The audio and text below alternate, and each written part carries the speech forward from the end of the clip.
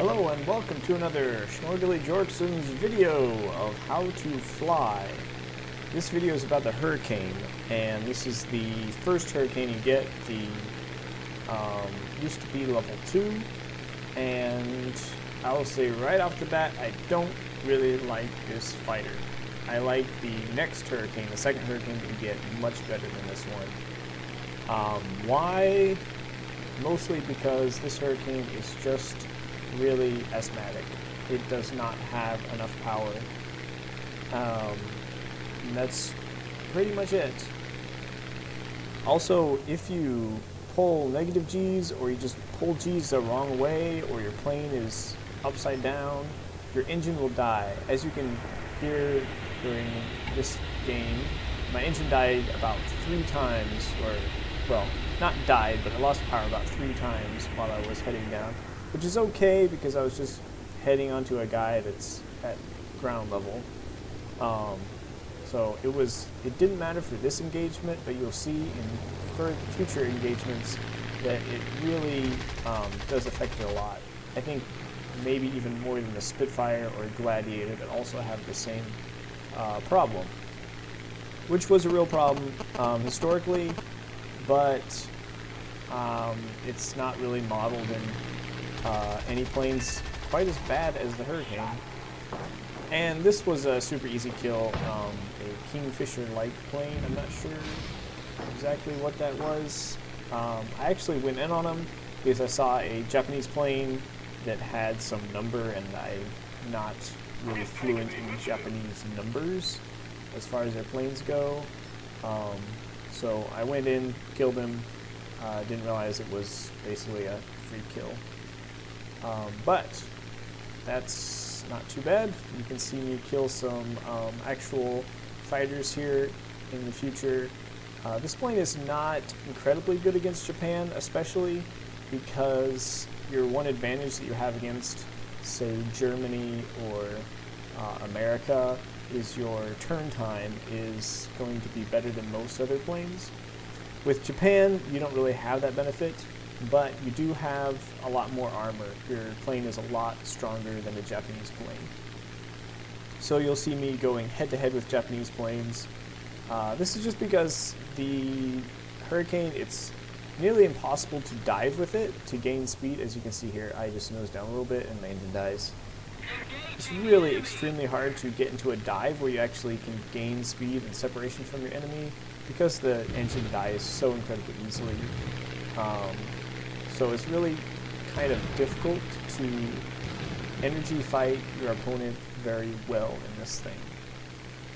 Especially against Japanese planes that have better climb rate and amazingly good turn rates. So here, as you can see, it's a Hayabusa. It's only got about 2 guns. I have 8 guns, so I just go head to head with him and absolutely shred him. If you're playing in a German plane, especially the Hayabusa, do not go head-to-head with enemies. You have an amazing plane, fairly fast, and incredibly good turn. I just don't feel like this Hurricane can really compete very well in any way except for going head-to-head with him. Also in this plane, unlike the Gladiator, since it does have a lot more guns and it's at a fairly low tier, I will actually put the guns to a targeting distance of 0.3 kilometers, and this is a much better targeting distance for this plane than 0.25, I believe, because the planes at this tier, they will die fairly quickly even at 0.3 kilometer convergence. And a lot of times you just don't have the speed or maneuverability to get in close to your opponent. As you can see here, this Hayabusa tried to dodge me, which is a much better idea, and then goes for my ally. But unfortunately for this enemy, the ally just suicided into a cargo ship for no reason, which is something I would never do. And you can see here, he actually shot out my engine. But that's head-to-head with 2 guys, and I got 2 kills. I don't really have much of a chance now because my engine shot out. But of course, I'm going to try to make the most of my death and see what I can do with this. Of course, I would never crash into a cargo ship like my ally, and it is the only thing nearby. You can actually not kill it with the guns of the Hurricane, but I'm going to try anyways just to test it out because I'm dead. You can kill it now with 20mm cannons with the British. The British Omnipurpose 20mm cannons will actually kill the cargo ships now, as of the new patch. It didn't before, but it does now. Oh, yes. And I crash into the cargo ship and do not kill it. This game, I am going to get killed without doing much damage to the enemy. And this is because I flew at cloud level and got up quite a bit of speed. I see a guy above me, and I want to bait him into attacking me because I want to do a review on the Hurricane, and I want some action, and I want to get it fast. So I decided to kill these ground targets. I want him to think that I'm going low and slow and a very easy target to kill. But as you can see, I lined up those targets pretty well, so I just went straight, shot them both, regained most of my speed back. Unfortunately, I pulled a tiny bit of negative G's there, and my engine cut out for a moment. But it's going to be okay. I'm going to do a split S, since this guy is behind me. It's incredibly hard to shoot someone who's doing a split S.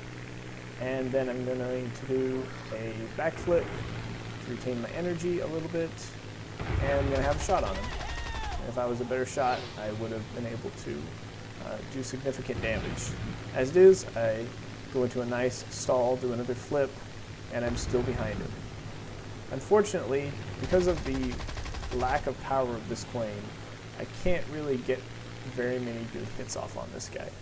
If I was in the one higher level Hurricane, I would be fine. This guy would probably be dead by now with the added guns and the engine power of the second Hurricane.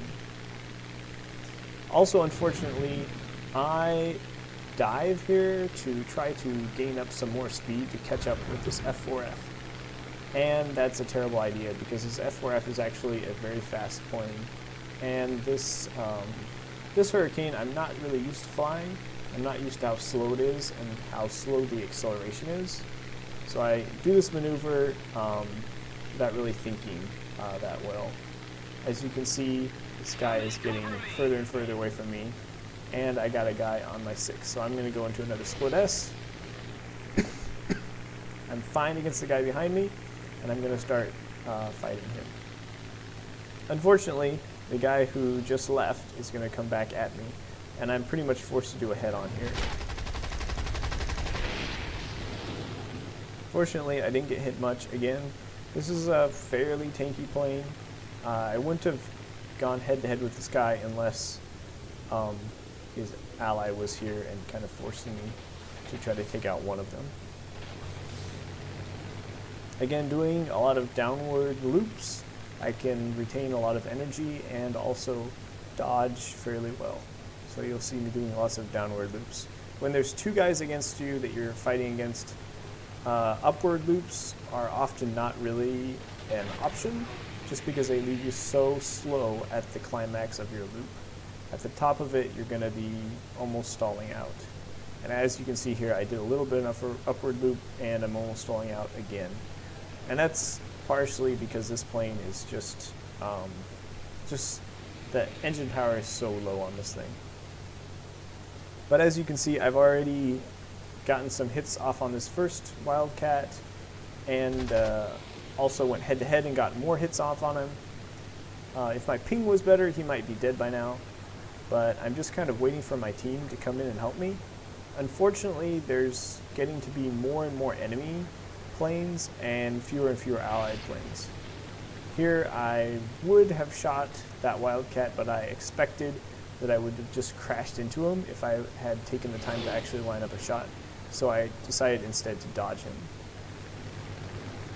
Unfortunately, again, a guy is not being very careful. He's flying fairly close to me after overshooting me, which is a big mistake for him. Unfortunately, I needed about 50 kilometers per hour more speed to actually nose up and get a shot on him. But that is something to be careful about. Make sure that you're not lazy about your turns and such things. And as you can see, he turns around too quickly. He doesn't zoom away and gain altitude for long enough before he turned around, and so I was able to get some nice shots on him and crit him. For anyone else, that might have been a kill, but considering my internet connection, he probably will just get away. And then I was able to kill him, secure the kill, because I figured there's so many guys around, may as well get one kill. My team's probably not going to win. I think they're all dead at this point, so just going to do what I can. Again, keep turning around in circles. These guys are not smart enough to know that they can't outturn me, so I'm getting hits on a lot of them. Unfortunately, I'm just not getting the crits that I need to take them down. Here I'm going to end up crashing into an enemy.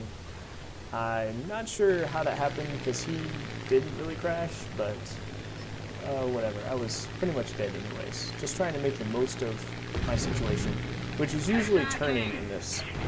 If I was against Japan in a bad situation, just go head to head. Against America or Germany, you probably want to just try to turn as much as you can and hope that the enemy turns with you. If they do wide loops in order to come back at you in your turn, you're going to want to do downward loops to try to dodge their attacks.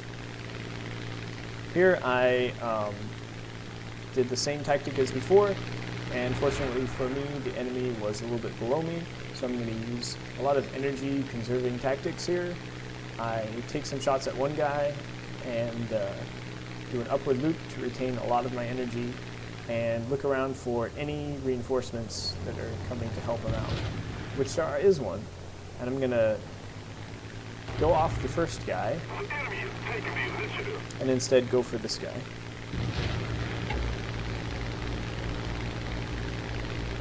I'm going to use my flaps here so I can reduce some speed and get a little bit more turning ability. But mostly it's to reduce my speed. As you do flaps, it will both reduce your speed and increase your turn. So if you're behind someone like that coming down on them and you just need to get the angle before you overshoot them, flaps are a really useful tool. And at this point, the game is going very much in our favor, so I'm just going to use the rest of the time to clear ground targets. Hope you liked the video, and see you next time. Schnorgly Jorkson out.